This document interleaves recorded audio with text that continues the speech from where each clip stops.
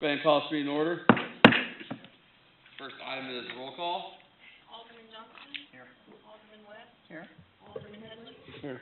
Alderman Arnold. Here. Alderman Howard. Here. Okay. Next item will be invocation, and the pitching tonight will be Darrell Jones, and be followed by a pledge of allegiance from Alderman Headley.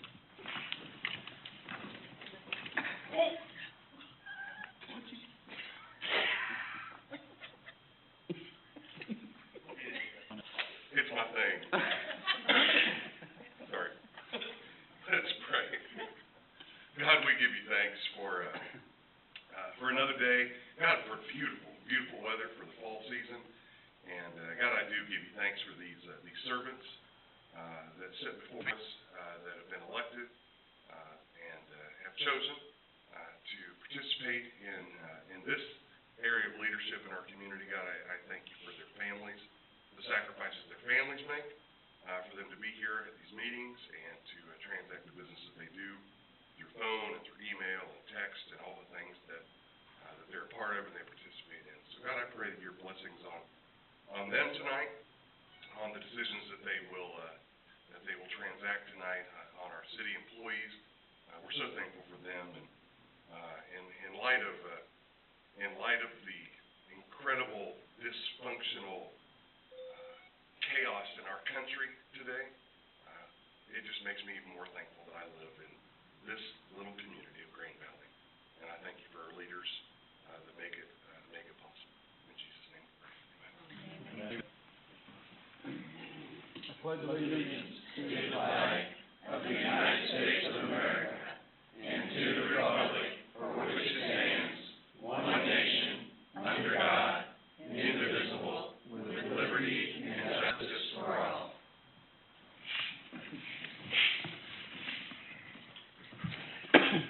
Okay, next item is the approval of the agenda. No changes, Mr. Mayor. Okay. See no changes, move on to no proclamations, and move on to citizens' participation. We ask the citizens come forward to the podium and microphone and address the board. Please give your name and address for the record. Anyone who wishes to address the board this evening?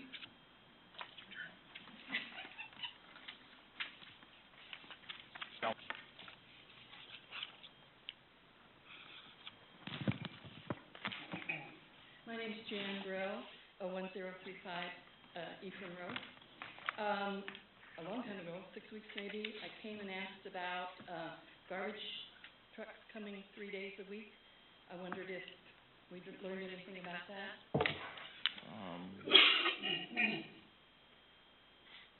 I know we've talked a couple. I mean, we've discussed it. Talked a couple times about it, because I know. Yeah, I wasn't aware of the one company presentation. switched. Ken, have we found any further information about I have not. the days of travel? I mean, for ordinance. Well, by ordinance, we don't have anything. We don't have any limitations on Right. anything. On days of the week, yeah, I know that. But we haven't contacted any companies? We've contacted 3 or 4 companies. We're having, which one is the one that we recently discussed this week? Urban Disposal? Yes, Urban Disposal is the only one that we have not been able to contact yet and we're having a separate issue with them. Oh, okay. And Oh, okay. you contacted them and they haven't gotten back to you, or? I'm not sure. I wasn't in charge of the project. Okay. I didn't understand there was supposed to be a report. I'm sorry. Well, I don't. We were, what the idea was is to try and see if we could consolidate trash days. I know just up to this point, the issue hasn't moved any further. We've had to be in contact with the trash companies, for separate issues and reasons, but their pickup days are part of it. The Friday and the Tuesday of pickups are relatively recent. Wednesday is always been on my street. At one time, it was one company on Wednesday, and then it was 2 companies on Wednesday. Who's on Friday? I wrote it all down. I think Briggs out on Friday. On Friday. And Tuesday's a big green thing. But aside from the noise, it's the trash cans out on the street for 3 days a week that bothers me. And I know you and I had talked about briefly if we could by ordinance regulate the trash days on separate sides of town. I don't know if we ever forwarded that on to Jim or not. That's probably what we need to do. the discussion that I had with staff was making sure that we're keeping in contact with the trash companies to ensure that we don't have warnings going out when they're actually picked up on the right day, because we had the flip-flopping of the schedules. As far as actually regulating the days that they come, I can talk to Jim about that. Okay, yeah, I don't know if that's even an option, if you can regulate trash days or not. Maybe the companies would be just willing to adjust their schedule so they'd be on one day without having to pass anything. One problem they run into is EWS will pick up on holidays, and the others won't. So when they get off schedule because of holiday, then we have different days. But it used to be that all the companies used to come in on Wednesdays.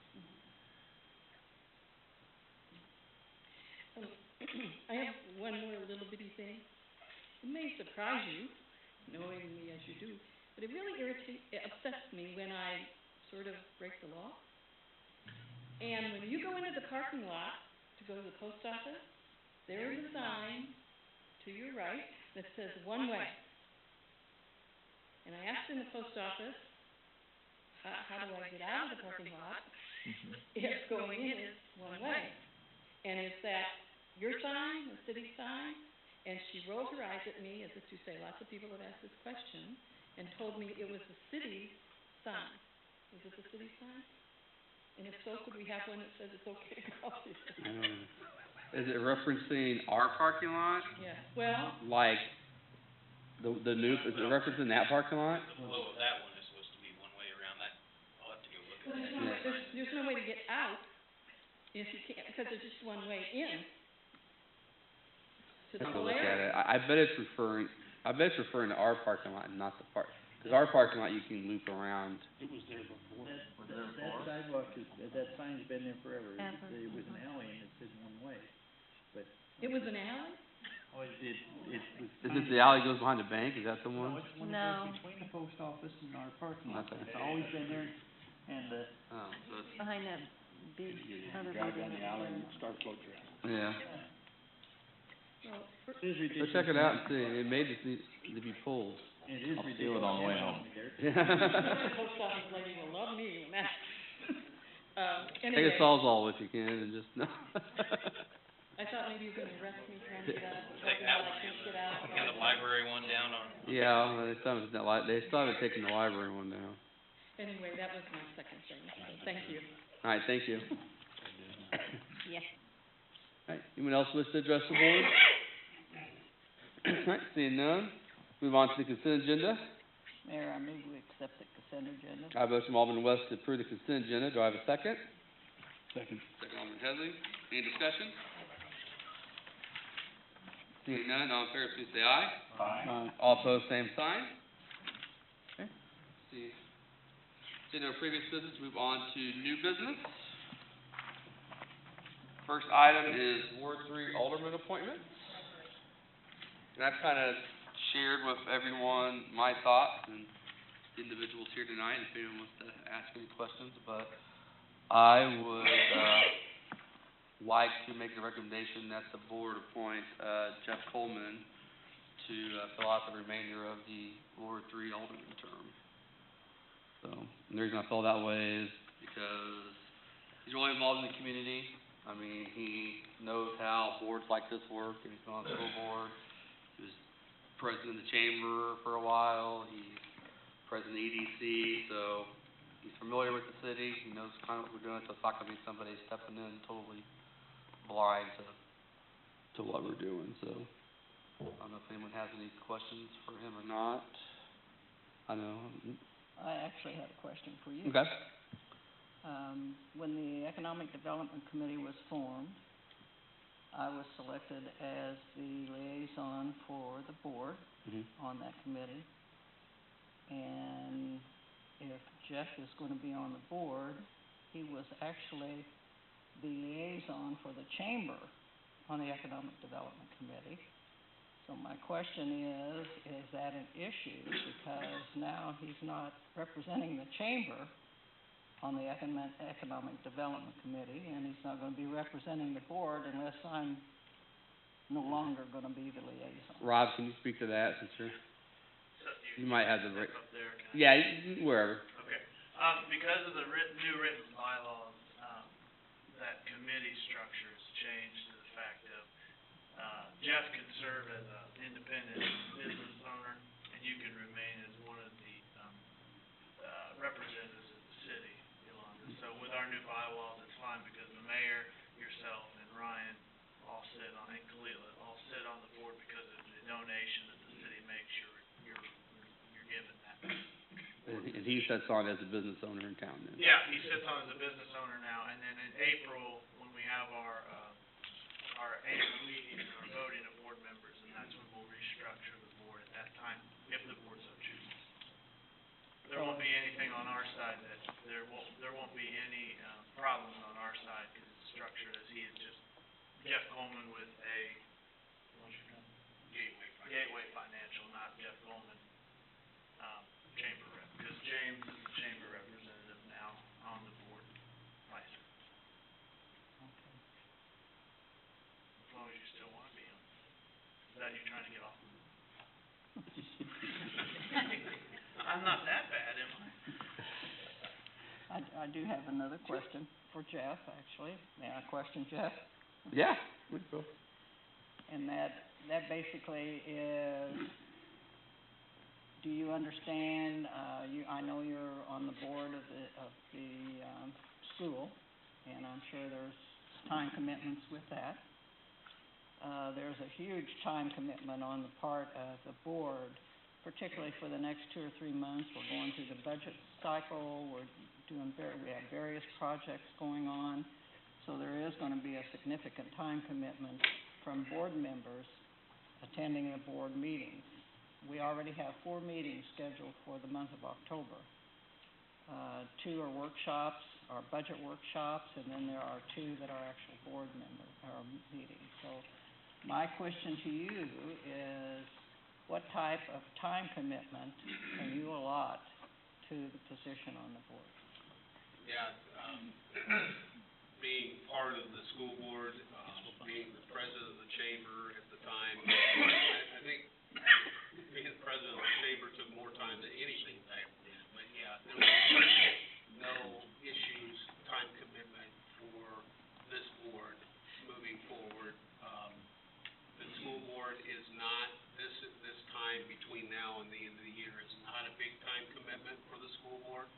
The last big thing that we have to do is coming up this week, going down to the MSBA, and so that's our last big issue for the year. So I'll just have two meetings a month for them, and on the EDC, I've got 1 meeting a month, so it should not be an issue from a time commitment. Are you aware that there are, between January and now, there were additional supporting documentation for the agenda items, anywhere from 30 pages to 482 pages. You have 3 or 4 days to go over 300 or 482 pages of information in order to come prepared to this board meeting, which is crucial that everyone on this board comes prepared, because we're here to serve the public. So again, that's a requirement, even though it's not written, but that is a requirement of board members, is to come prepared to these meetings. We have the same commitment to the school board. We get a packet every week, or every meeting that we have to come prepared for as well, so I'm well aware of those type of issues, and should not be a problem.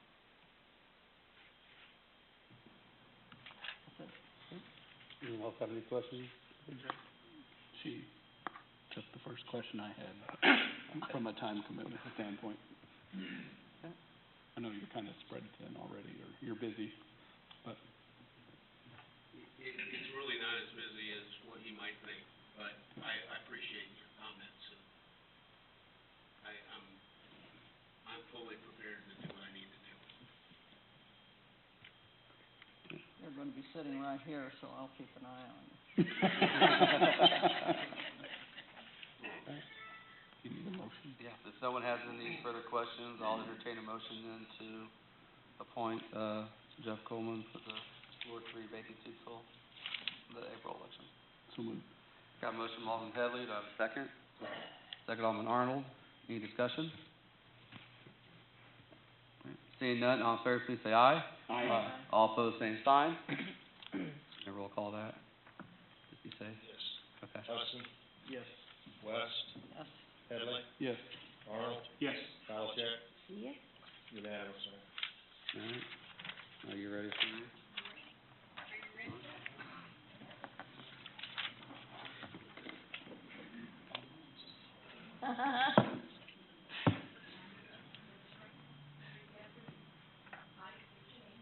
I, Jeff Coleman.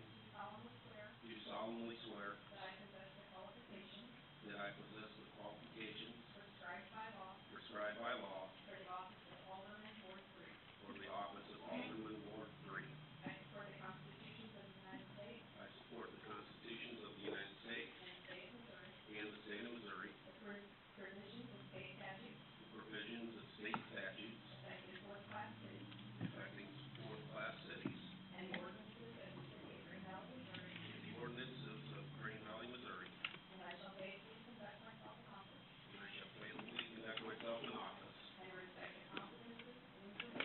And respect the confidences and information. Which come into my possession. So help me God.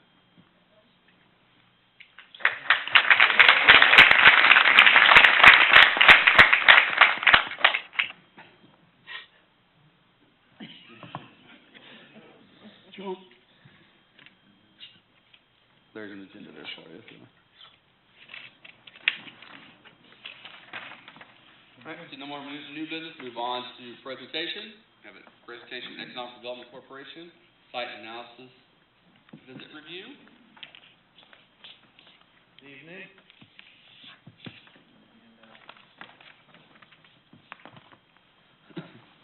The Economic Development Corporation partnered with KCP&L and the state of Missouri for a community assessment. The EDC paid for this because we felt that it was important that we get an idea of the strengths and weaknesses of our community and our economic development organization. So what I just handed to you is basically our report card that we received from Janet Ady. She is a consultant from Chicago, Illinois. Her father was basically the gentleman who started site consulting. He was probably one of the first in the United States to do site consulting. So she has a long heritage in site consulting. She has her own company, Ady Advantage, and they work with communities on economic development organizations, how to structure them, as well as companies on finding locations for those companies. So I just want to go over this quickly and allow you to ask questions based on the information I gave you. One of the things that I think really stands out is a comment that she made to us after the assessment. And you can find that comment on page 9 of the handout I gave you in bold letters. She goes, of the 5 communities we have visited to date on this project, Grain Valley did the best job in terms of getting all the right stakeholders there, organizing their presentations, and sharing a great deal of information in a concise time frame. In an email she sent going further on that, she said that of all the communities that she's visited and done this with, that we set a new bar on how it should be done. And I think when you get a compliment from a person such as Janet Ady, who does this all the time with not just the state of Missouri, but other states across the country, that is a huge compliment to take, and I am very proud that we as a team received that. The team consists of KCADC, the regional group that we are a member of, KCP&L, Missouri Gas and Energy, which is now Spire, and then Ryan King also participated, and other members of the city participated in this effort. So how did it work?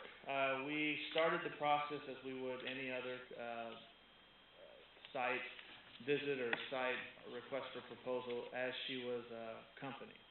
It was structured to be a mock site visit, a mock site proposal, that she would be a company. This time it was called Project Vanguard, a manufacturing facility that would hire 30 people within the Green Valley area if chosen. The first part of that was a request for proposals. Consisted of about 4 or 5 pages, from everything from taxes to infrastructure, water, sewer, electric, gas, availability to the actual site, what type of sites, infrastructure to that site, availability, costs, and then just basic quality of life questions such as around schools and things. We filled that out, sent in several maps, information, and that was the first part. We sent that in within about a week or so. A time was set for August 22nd and 23rd. All right, what was it, 22nd, 23rd, which was a Monday and Tuesday that she would be in town. It was, again, to be treated as if she was a company coming into town to look at our site and get a presentation on why she should choose Green Valley. I picked her from the airport, had lunch with her and the state Missouri Partnership gentleman, Clint O'Neill, and then we came in. We first had a presentation here where every member of our team gave about a 5 to 10 minute presentation on such as the region. MCC was here with the community college, giving a brief synopsis of what the community college does for businesses in the region. KCP&L on electricity availability to the sites that we used, MGE, and then Ryan gave information on the city, on incentives, as well as gas and, water and wastewater, and then infrastructure such as roads and things of that nature. After that, there were questions asked to everyone. We answered them to our best of our ability, and then we took her on a tour of the community. Ending at the sites that we used in this case, it was out at the East Industrial Park. There were 2 sites. One was the Shell building that David Ward owns, and another was a piece of property directly behind the Lifestyles RV location that he will be building in future growth. So she looked at both of those sites. The very next day, she interviewed business owners in the area. She interviewed Mr. Lefko, Rod Noziger from OOIDA, Lance Sheffers, and Jim Kissick. I talked to them more about the workforce, the labor in the area, the business friendliness of the city, how they like doing business in the community. I was not allowed into those meetings. It was very private, and just her and them, so I don't know what was said. So, but from her comments in this handout that I gave you was very positive. Great. They gave the city great numbers, great scores when it comes to availability of labor and the friendliness of the city and how easy it is to do business within the city of Green Valley. Later on that day, we had a lunch where she gave her update. Yolanda was there. Alderman West was there. Alderman Coleman. I'm going to have to get used to that.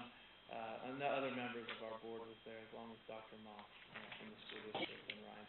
And then she gave another bigger presentation here to a group of people, just basically highlighting what I'm highlighting again today.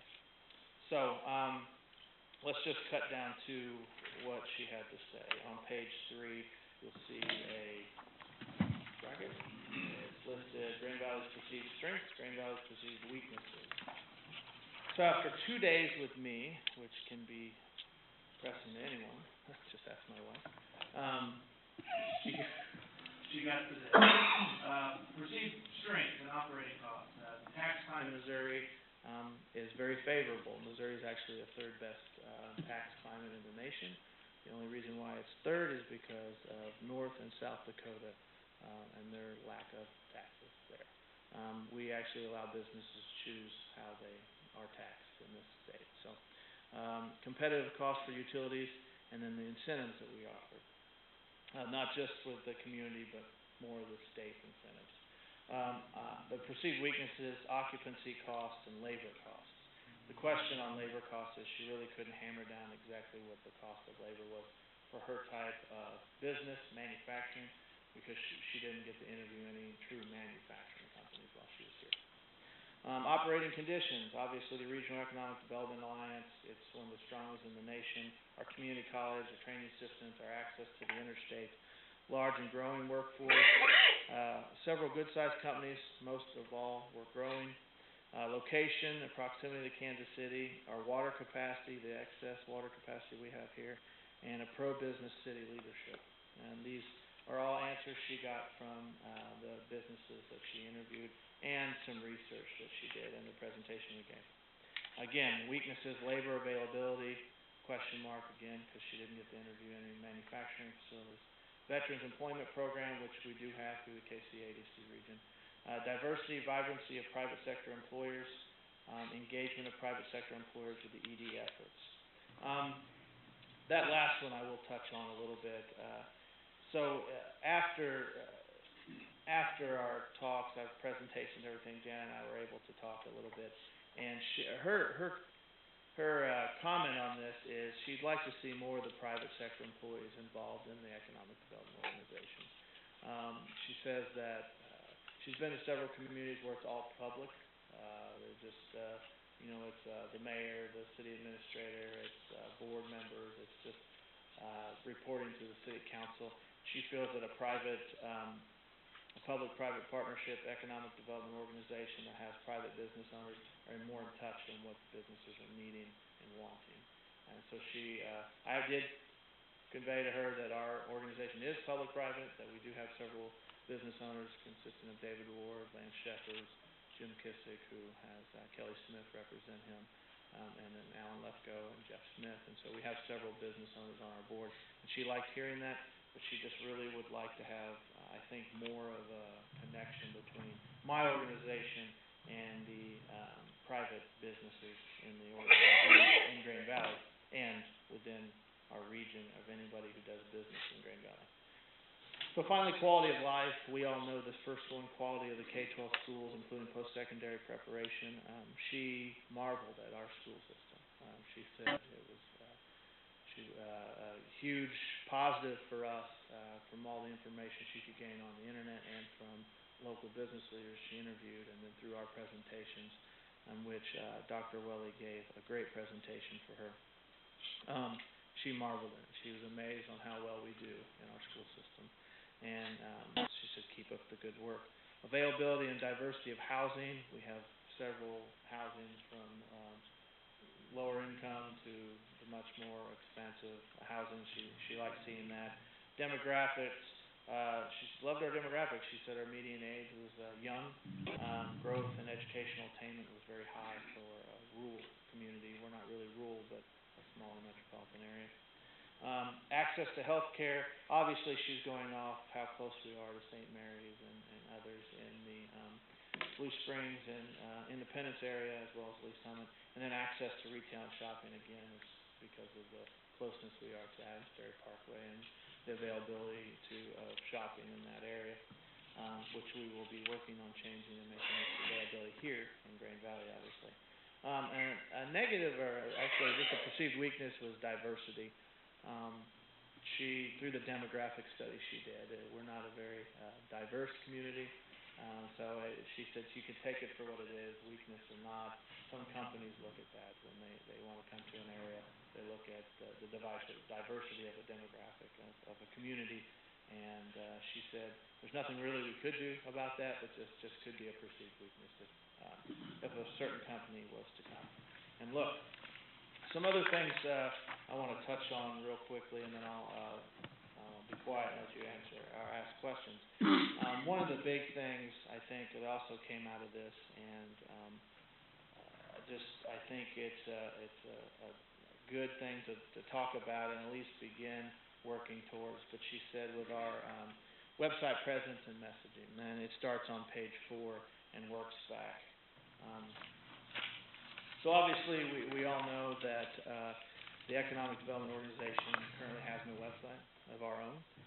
She would like to see that change, but obviously with our current budget, we are unable to go out and pay for a website. They do range anywhere from $12,000 to $20,000 for a professional website, that, economic corporations have. They're very expensive. But one recommends, she recommended that we have establish our own freestanding ED website, but then did say that if we were able to just kind of take the economic development site that the city has currently and work on that first and create ourselves a great information for economic development just on that one page. She said that would be a good start, but to look in the near future and get our own website freestanding. The other thing was the logo, the branding of our community. If you were to take and look at different branding, one was obviously the information we sent in, was use the logo. I don't have it on me, but I think you've seen it. The logo was a blue GV, Green Valley, Missouri. That's what we've been using as economic development. That our information had that logo. Obviously, the city's website has another logo, and the Chamber of Commerce has a different logo. And those are the big three, what she's talking about. Obviously, the school has logos and everybody else has their own logos, but those big three. So she recommended having a concise marketing tool, so a concise logo when we do for marketing out to other businesses and companies. So she did make that recommendation. Again, it's just like the website. It's something that she suggested we work on. Doesn't mean we have to change it today or anytime in the very near future. But it is something that I think we should look at when we're marketing outside the community. Obviously, business owners, site consultants, on any marketing information that we have a concise and constant marketing brand. Other than that, finally, we'll go to sites and buildings. She's page 7, final grade on that. Here is the logo that we submitted. So that logo is what we submitted on our marketing, and then the logo that you have on the website. So, so that's where the confusion on branding came from, and she suggested that she liked both logos. She liked the fact that the city logo had a tagline, "Come home to opportunity." Ours didn't. She likes the cleanness of this one, with the ability to kind of put anything under it. We could make it what we want, but to each their own. We could use any brand. It just needs to be consistent, she said. So finally, site grade and key deficiencies. The site that we had behind Lifestyles, grade A, great site, had no key deficiencies. The only comment she had, the site was in ready condition, which means it was flat, was ready to build on, willing to, and single owner, willing to sell, single owner. Utilities were up to the site, zoning was already in place. The site again was pad ready.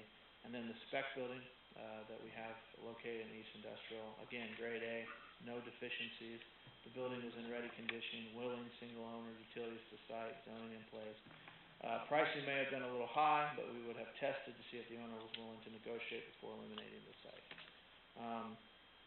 Those were the only, and really no negatives there on the site. I think we have two great sites, and looks like she would agree. So with that, is there any questions? I need to go through this. The very last page, you'll see we got our grade, our overall rating of a 3.2. Some of the low points again was strategic positioning, creativity, organization. So the organization thing, I will say, was my fault.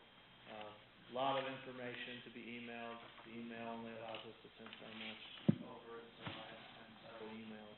So when they opened them, there was no actual order to the opening of the email. So we have fixed that. Now we use Dropbox, so everything is can be placed in a folder that anybody who is welcome to share that can open and take information out that they need. So. Anyone have any questions? Yeah, the 3.2 is on the scale of what? 5.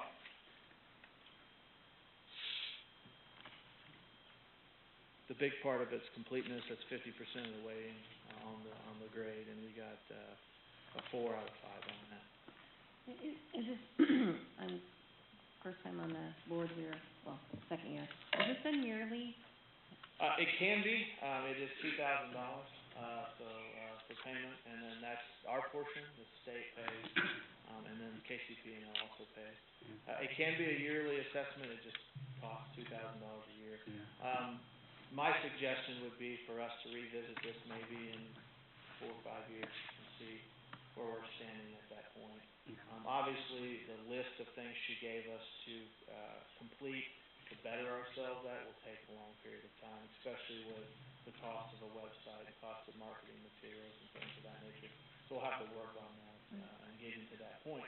But it wouldn't hurt us to, in 5 years, to have someone else doing it. It might not be Janet Ady, it might be some other consultant the state works with. This just happened to be her this year. But with as new as we are and as little that we have in place, I thought it was very important to have this done, so we could get a fresh eye of, okay, this is what we need to work on. Better than doing it in 5 years and we've already established everything, and her to come in and say, okay, you're doing it all wrong, let's redo it, so. Thank you. You're welcome. Any additional questions? Well, I kinda wonder how her comments that we're setting a standard and everything else, if we're at 3.2, what are the other people coming in at? Well, first of all, I would never get to be told that, they don't explain that, but I think, what she was impressed by, Alderman Johnson, was the fact that we had everybody at the table, that she didn't have to, we didn't have a, we'll get back to you answer on any of her questions. She was very impressed on how well, we communicated with each other, Ryan, myself, Ken, the other organizations that participated. We all kept the same, maintained the same, great community, these are what things are great, we all hit on the same things, we weren't all over the place and differently, great communication. And then just overall, she was impressed with the community and how we're growing. A lot of communities, and I don't want to pick on any one community, but she did go to a community after ours, and they are in flux, they are very, they're stale. They're not growing. They've plateaued. There are some other issues regarding to economic development, and they just brought her down, basically. She was supposed to do something similar, but she basically brought her down to kind of help push them in the right direction, because they're failing, and they're failing very quickly. And they're failing for different reasons, obviously. So to go from something that was very concise, very organized, very informational to that, and then all the other communities. She said she did Warrensburg, she did Trenton, she did Ozark, she did okay, I get them messed up. That's Harrisonville, that's Harrisburg. That, yeah. I always get backwards. So that's Harrison. She did Harrisonville, and she did Belton. So those are the communities she did. So those are the communities that she said we stand above. So obviously Warrensburg, Belton, bigger communities than us. Trenton's similar to our size. They have a community college there, but other than that, there's really nothing different. So I mean, we held our own. So I was very impressed with that statement. Yes, 3.2 is a lower score, but a lot of that also has to deal with the fact that we have no marketing material under strategic positioning. I've never had to put a cover letter on an RFP. She wanted one. I didn't know, so we scored low on that. Again, my fault.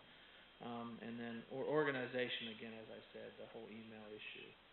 But we've already fixed that because of this RFP. We've already fixed that with having a Dropbox where everybody who's part of the project can go in and pull the information needed at any time. Question? Yeah.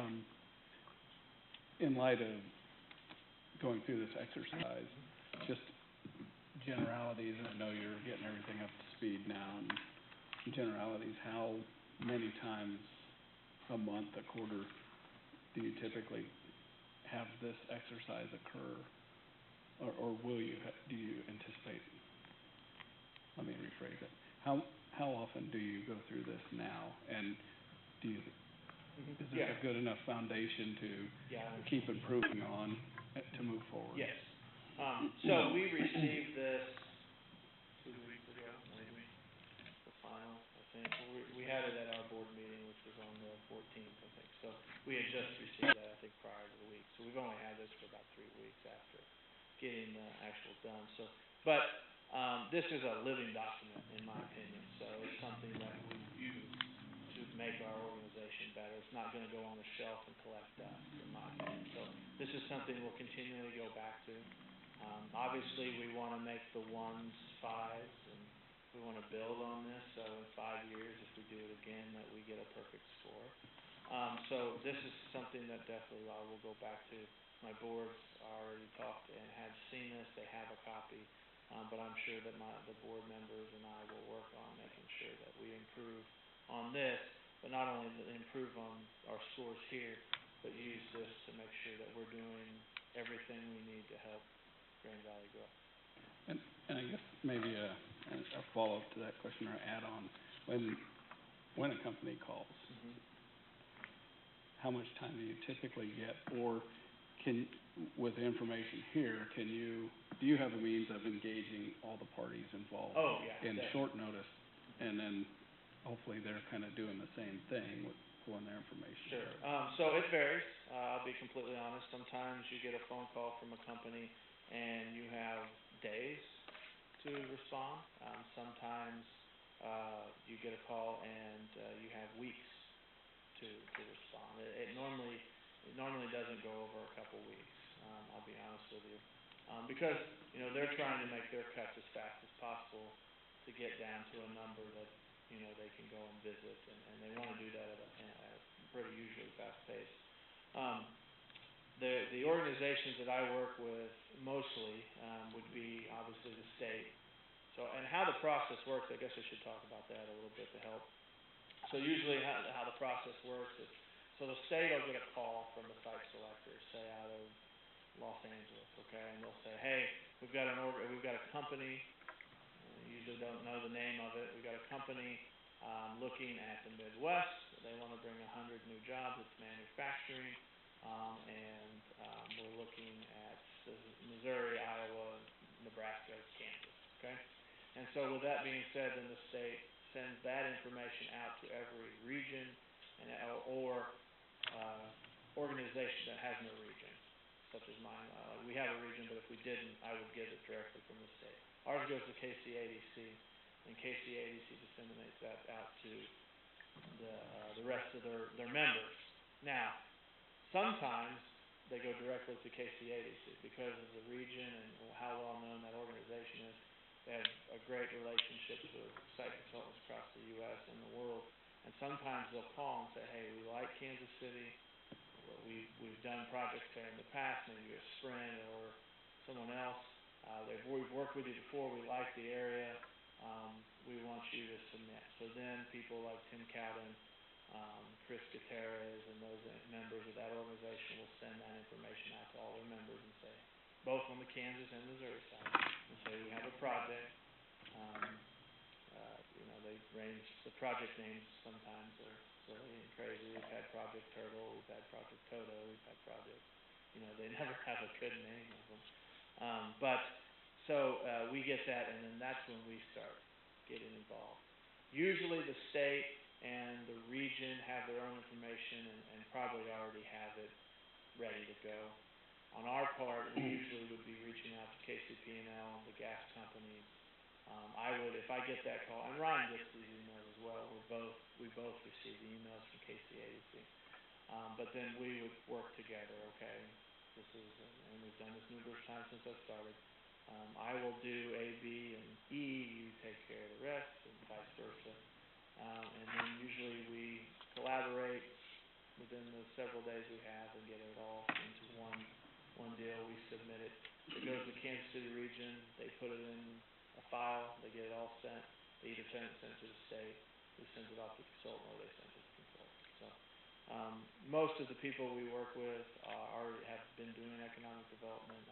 With KCP&L, they have an ED branch, so we only work with them when it comes to economic development. They work with their engineers and stuff. We don't have to do that. So we only work with John Engelman and Lisa Franklin and Mark Dawson in that organization.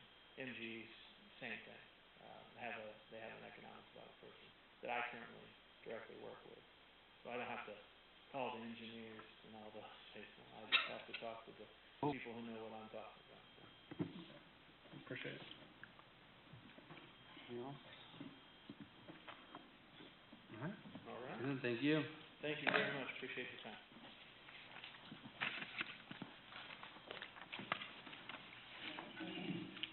Seeing no additional presentations, and seeing no ordinances, move on to resolutions. Resolution R 16-37, resolution of the Board of Aldermen, City of Grand Valley, Missouri, authorizing the offering for sale of taxable neighborhood improvement district limited general obligation bonds, Grand Valley Marketplace Project, Series 2016, City of Grand Valley, Missouri. Resolution R 16-37. Mayor, I move that we accept resolution R 16-37 as read. I have a motion from Alderman West to approve resolution R 16-37. Do I have a second? Second. Second, Alderman Arnold. Any discussion? Mr. Mayor, members of the board, this, resolution is just, authorizing the initial, go-ahead for the sale of the NID notes that we currently have on the Green Valley Marketplace project. So if you'll remember, when we first started the project on the northeast corner, we issued neighborhood improvement district notes, and that was a temporary financing tool to get into, to get us to a point to where we could actually put assessments against each property for the improvements. So this initial resolution that you're passing tonight will authorize, the consultant that's doing this to go out and offer these for sale, find out what a rate is, get that information, and bring it back to the Board of Aldermen, along with, preparing a preliminary official statement and other documents, for the board to approve an ordinance for the sale of the bonds. Have any questions or discussion? Seeing none, all in favor, please say aye. Aye. All opposed, same sign. 6-0, Shanae. Resolution R 16-38, resolution by the Board of Aldermen, City of Grand Valley, Missouri, authorizing the city administrator to execute the release of water capacity to Tri-County Water Authority. Resolution R 16-38. Mayor, I recommend we accept, resolution R 16-38 as read. I have a motion from Alderman Johnson to approve resolution R 16-38. Do I have a second? Second. Second, Alderman Headley. Any discussion? Mr. Mayor, members of the board, just, as a refresher, this is action that the board authorized back in, I believe it was February, in executive session. We decided to sell off, we had 5 million gallons of capacity. We decided to sell off 1 million gallons of that capacity to Jackson County 1. You gave me a window, I think, of about 225,000 to 150,000 to negotiate that sale to Tri-County, and we were able to negotiate it for 215,000. So came in pretty close to the top end, and it's relieving us of $46,000 per year in annual debt service. So approving this will just, allow us to cash that check. Do you have any discussion or questions? Yeah, if, we've got five, you said the highest capacity we had was in July, and that was only $1 million, or 1 million gallons a day. Why aren't we selling off more? Because we've spent a tremendous amount of money to get this capacity. It's a lot easier to, I mean, the amount of money that we've put into the capacity at this point, it just wouldn't make sense to sell off more than what we need. We had the chance, actually, when the board talked about this, to sell more, but the concern was that we didn't want to oversell and then have one big industrial user come in and we're maxed out. That was one of the biggest concerns. Ken, do you have any? Yeah, the other thing with that, when we did when we looked at our comprehensive plan too, and we looked at, future expansion of the city, you can paint that picture to where we would get to that, possibly get to that 4 million gallons of, capacity need. The 5 million doesn't really pan out with that, so it's a way to cut back some, but also not shoot ourselves in the foot and get to that point where, we need that and we got rid of it, so now we're spending wastewater not treated when we get it? I mean, do we have to actually treat, or is this wastewater we're talking No, so that's a little confusing, I guess. So the way it works, right now, we have, the ability to get 2 million gallons of water treated, per day from Tri-County Water Authority. That's not counting what we get from Independence. In addition to that, we also, before this, had the rights to 3 million, gallons of capacity in the line, but not the treatment part of it. If we were to actually utilize that 3 million gallons, we'd have to go back and work with Tri-County to do upgrades to their plant to actually be able to treat that amount of water. So the 2 million is what we have. The 3 million was kind of trying to look future way down the road. Basically, pay for the increase in the pipe size then, so we don't have to go back and do it later. So we have that capacity, but it's not something we could actually use right now. What is this agreement for $215,000? That's basically paying us, I don't want to say for the commodity, but they're buying the rights to that 1 million gallons in the line. Who is That we, it? it's to Tri-County. The person's actually gonna, or the group that's gonna use it is Jackson County 1, who became a member of Tri-County Water Authority. So what is the agreement for? For the purchase of the water? What is the? To giving up our rights to that $1 million or 1 million gallons per day of capacity in the lines. So basically, like, from the treatment plant to our city limits or to Tyre. Now we're cutting back to rates going forward, but the most we ever use is one.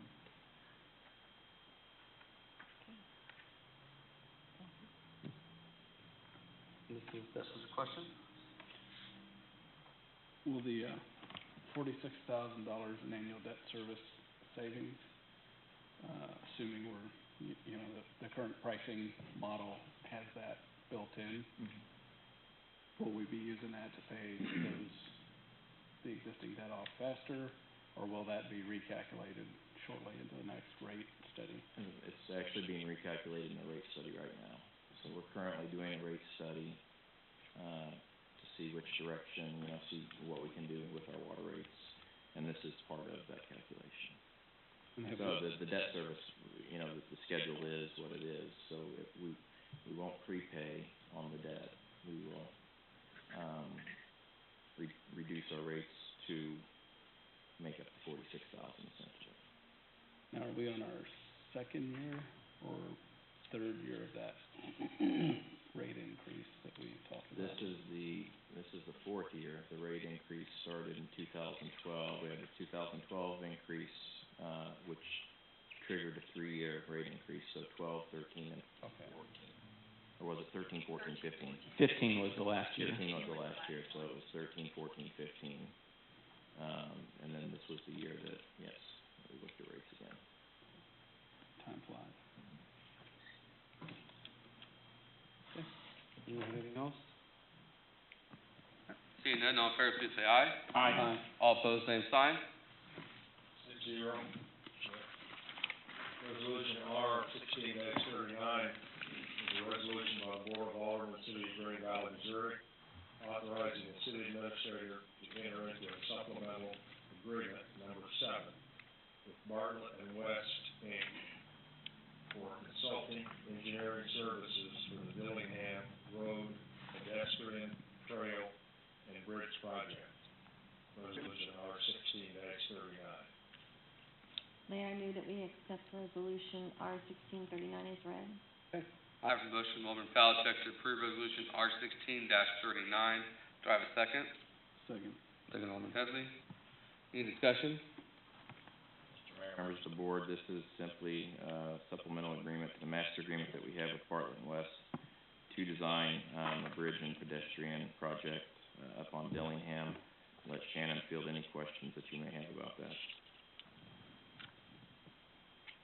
What exactly is it gonna bridge? I mean, is it gonna go over the road, or is it? There's Swiney Creek, kinda runs, west to east through there that goes underneath Dillingham.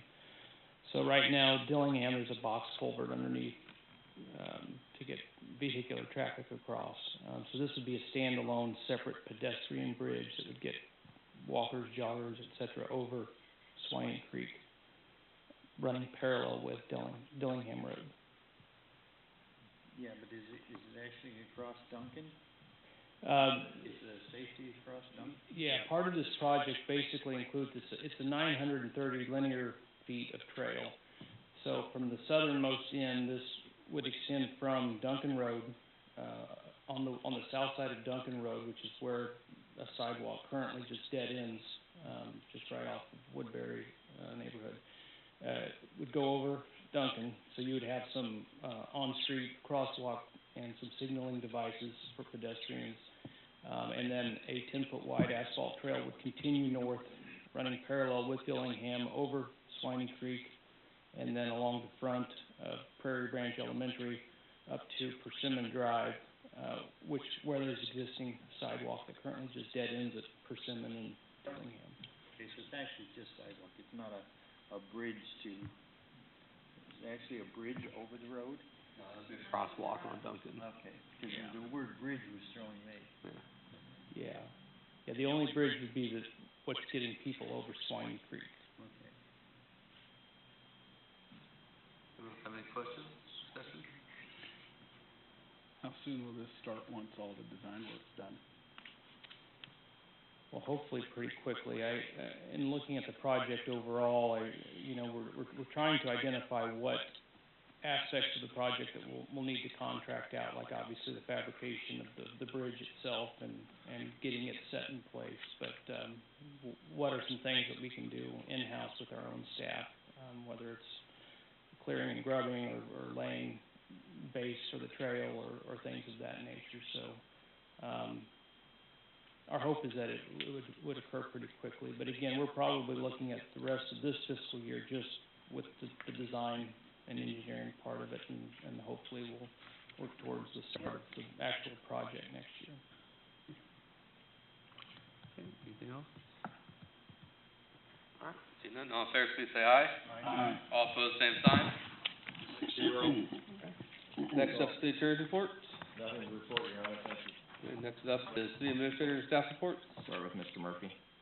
I just had one thing, just wanted to, I think I put a flyer in front of all of you up there, but, this Saturday from 8 to noon is the annual Household Hazardous Waste event.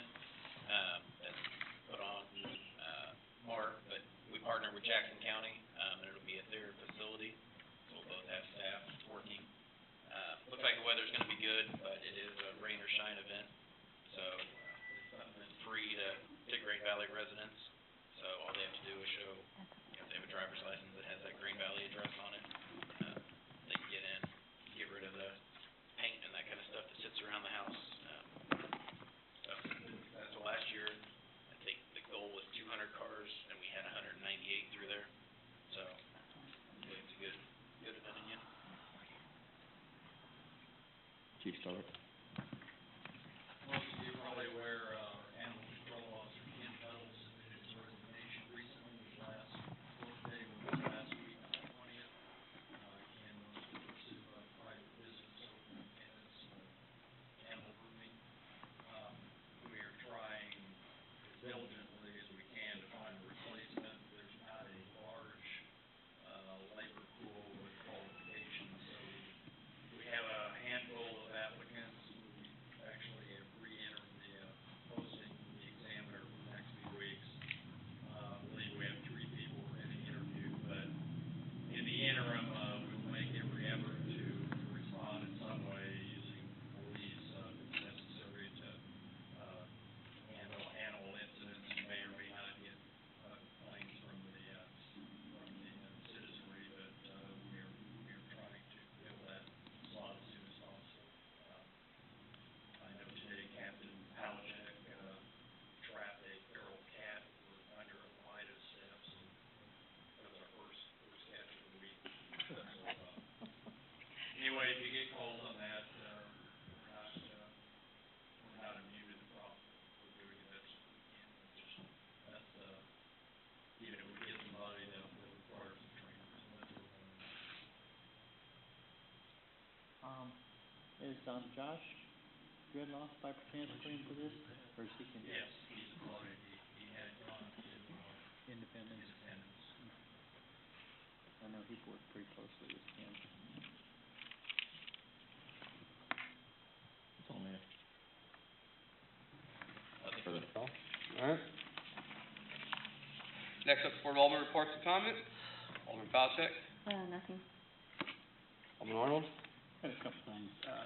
Somebody mentioned to me the corner over by the airport to the west of Kirby where it comes out, which I believe still belongs to the city. Okay. And it hasn't been mowed all season. West of Kirby. Is it like kinda where Yenny would've? It's a triangle there where you okay. used to go out and Okay. so forth. We own that piece of property.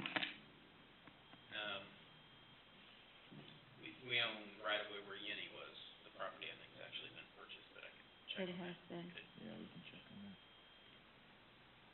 It has. Thought we owned, well, part of that land in there. Definitely check. If it's not ours, we'll reach out and touch somebody. Second thing is that somebody mentioned to me, and after I looked at it, really agreed a lot. On our main thoroughfares through here, we've got grass growing up out of the weeds in the cracks along the curbs, along the edge of the street. And it just makes our streets look really unkept. And, I had to tell the guy, yeah, I apologize, it really is something maybe we ought to give some attention to, whether, you know, I think now it's probably gonna take a weed eating or something to cut all that stuff out of the area. And then, you know, an active program of spraying some weed eater or weed killer or something to keep it from coming back in those areas. But I noticed, especially to the south, going across the creek, the dirt and stuff seems to be piling up along the edges and stuff. And I know we don't have our own street sweeper and we have to rent one of those in or contract one of those in, but it's, you know, they mentioned things look so nice down through the new part that's done that when you get on down, it's like you crossed the line. So you're talking about further, just south of Buckner Tarzan, or south of Eagles Parkway on Buckner Tarzan? Yeah, That area? and then there's other areas around town that you'll see where the curbs and stuff have been improved and it just kinda getting overgrown. I even noticed along my road out there, the vines are growing out into the road there on Ryan, but it's on the south side and the county side, but. Okay. We'll take a look at it. And we're already working on taking care of some tall grass issues on Cross Creek, so hopefully we get that process going, make a few people happy. That's all for now. Alderman Headley. One thing, Ken, I think I sent you an email to refresh my memory. You and I talked about the gentleman you helped up north, clearing out the end of where the dead end road was, so stormwater runoff. Did you state that you were or were not gonna put rocks there? I think you said. Our plan is to not right now. Okay. It's actually an item on Patrick's calendar over the next couple of weeks to look after we get rain to see how that's filling up. The idea is that even if we have to go in there every once in a while and just kind of re-clean that, it doesn't take much time to do. Okay. I just didn't remember what our conversation was to tell Anthony, so. Thanks. Alderman West. Nothing at this time, Mayor. Alderman Johnston. Question on our pickup trucks, do we have any employees that take the utility trucks home at night? Whoever is on call, takes the truck that we have dedicated for, Okay. the on-call, Okay. so that's I had someone they mention rotate 2 weeks. I had someone mention they seen one on a Friday night about 6 o'clock up on 291 up there near that Mr. Goodsense. And I thought that was kinda odd. A Green Valley truck, Green Valley truck, plate number 3. plate number 3. And it was, That would have been our park superintendent, and the only reason he had taken it is because he had a pickup at Lusco City that morning, and it was for mosquito spray and pellets that he was bringing back the following morning to spray down at the football fields. Okay. Other than that, our park guys don't take any trucks home, unless there's a pickup where it's gonna save time and money on their way back and forth. because this was like, say, it was like at 6 o'clock on Friday night. It was, Probably that, because they sprayed that Monday morning, right? It was Saturday. That's right, the one Saturday did it, we got the complaint. Yep, something on it. I do have a question. Yep. What is the city's policy with regards to parking lots that we own? I've noticed now that people are advertising their vehicles for sale in our parking lot down there.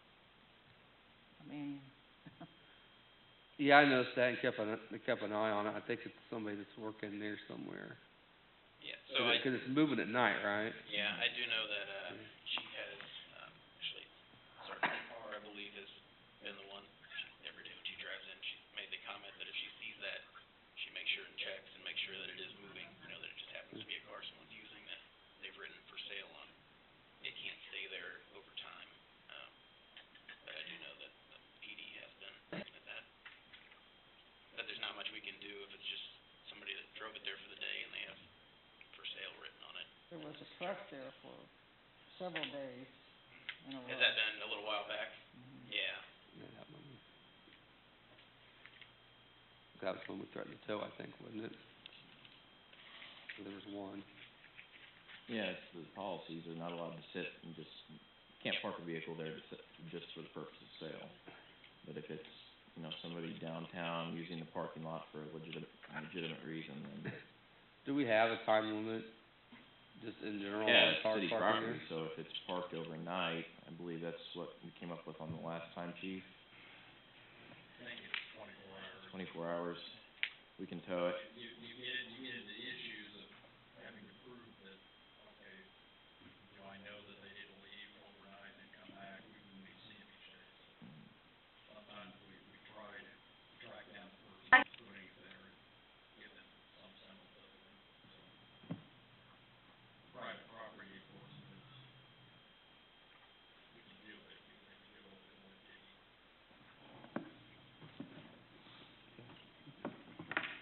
Did you have anything else, Alderman Johnston, or? Okay. Alderman Coleman? Nothing. Thank you. Sure. Thank you for the opportunity. Okay. Next up's the mayor's report, let's talk about the mosquitoes. Thanks for going down there and doing that. I don't know if it's gonna do much good or not, but have we had any more? Anybody say anything else? I don't know if it's helping at all. What there's actually, I just read this twice yesterday, they're saying that it's not, there are a lot of mosquitoes, but that, it's oak mites, I think is what it's called, yeah.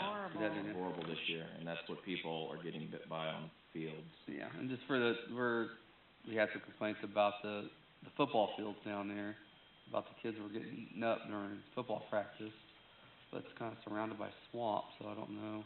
It's a perfect breeding ground for I mosquitoes. just had Joel to the doctor with, and then we thought it was mosquitoes, and he's covered in oak mite bites. Does our spraying we did take care of oak mites, in case that's what it is? They said the only thing that takes care of oak mites is a good freeze. Oh. Interesting enough. Yeah. Mhm. They are annoying. Yeah, well, thanks for attempting to take care of the bugs down there. I don't know if we made it in or not, but. Well, we still have some left, so if we have to do another application before it gets full on us, do that, so. Alright. I don't have anything else. We do have a need for an executive session for items under personnel, I believe is the only area. 3 and 13, Mayor. You what, for, 3 and 13. okay. I'll entertain a motion then to adjourn the executive session. Motion from Alderman West, second Alderman Johnston. And all in favor, please say aye. Aye. All opposed, same sign. Alderman Palchak? Yes. Alderman Arnold? Yes. Alderman Headley? Yes. Alderman West? Yes. Alderman Johnson? Alderman Coleman? All right, we'll adjourn the executive session.